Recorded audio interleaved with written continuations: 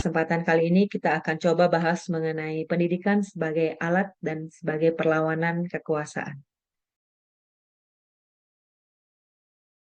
Baiklah sahabat pendidikan, ini adalah mind map dari topik kita kali ini.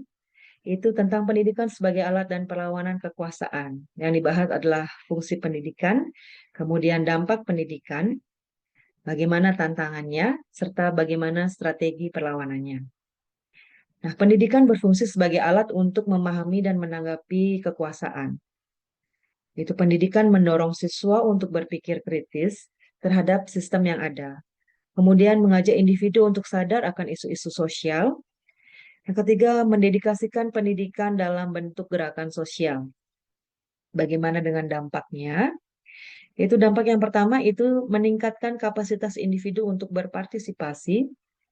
Yang kedua, mendorong perubahan kebijakan untuk keadilan sosial. Dan yang ketiga adalah menggunakan pendidikan untuk menanggapi isu-isu kekuasaan.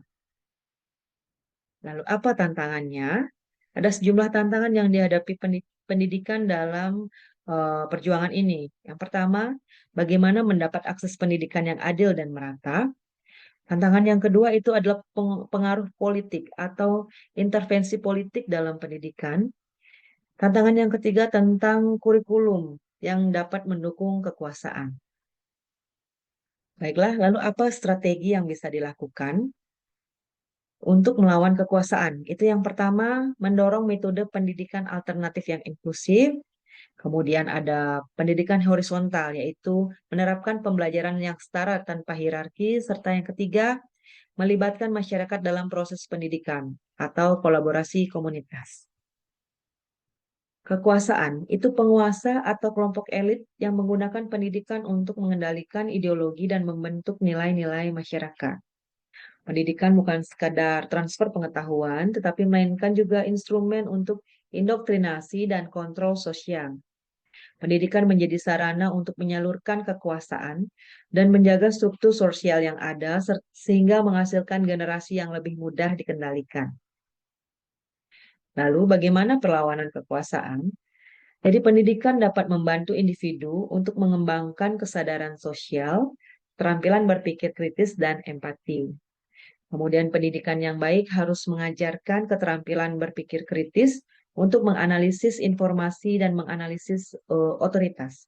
Ini penting agar mereka dapat membuka tatanan yang sosial yang ada dan mencari solusi yang lebih adil.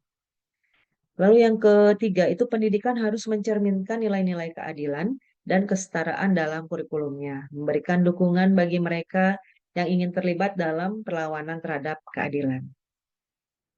Baiklah sahabat pendidikan, lalu bagaimana strategi untuk perlawanan terhadap kekuasaan? Ada 5 strategi yang kita akan bahas.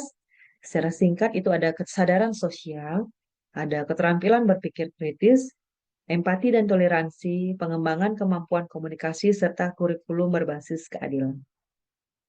Baik, yang pertama itu kesadaran sosial. Pendidikan dapat meningkatkan kesadaran sosial individu melalui pembelajaran tentang sejarah perjuangan hak asasi manusia dan masalah sosial kontemporer. Siswa dapat memahami konteks di mana mereka hidup dan berkontribusi dalam perubahan sosial. Kemudian yang kedua, dengan kemampuan keterampilan berpikir kritis, siswa dapat membuka tatanan sosial yang ada dan mencari solusi yang lebih adil sehingga mampu berargumen dan menyuarakan pendapat mereka.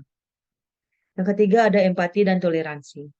Pendidikan yang menekankan nilai-nilai kemanusiaan membantu menciptakan masyarakat yang lebih inklusif dan harmonis. Yang keempat itu ada pengembangan kemampuan komunikasi. Jadi dengan kemampuan yang berkomunikasi yang baik, individu dapat menyuarakan ide-ide dengan jelas dan persuasif, dan dapat mempengaruhi orang lain serta memobilisasi dukungan untuk perubahan sosial. Yang terakhir itu adalah kurikulum berbasis keadilan. Dengan kurikulum yang relevan, siswa dapat memahami pentingnya keadilan dalam konteks sosial dalam berkontribusi pada upaya perlawanan terhadap ketidakadilan. Jadi pendidikan bukan hanya tentang transfer pengetahuan, tetapi juga tentang membentuk individu menjadi agen perubahan yang siap melawan ketidakadilan, Untuk mencapai tujuan ini perlu ada reformasi dalam sistem pendidikan agar lebih inklusif, adil, dan relevan dengan tantangan sosial saat ini. Jadi pendidikan harus dipandang sebagai alat untuk mencapai perubahan sosial yang lebih baik dan lebih adil bagi seluruh lapisan masyarakat. Baik sahabat pendidikan, itu tadi telah kita bahas tentang pendidikan sebagai alat dan sarana untuk perlawanan kekuasaan. Jalan-jalan bersama mantan, membeli mawar berwarna putih. Kurang lebihnya mohon dimaafkan. Cukup sekian, terima kasih. Om Santi Santi Santi Om. Salam harmoni.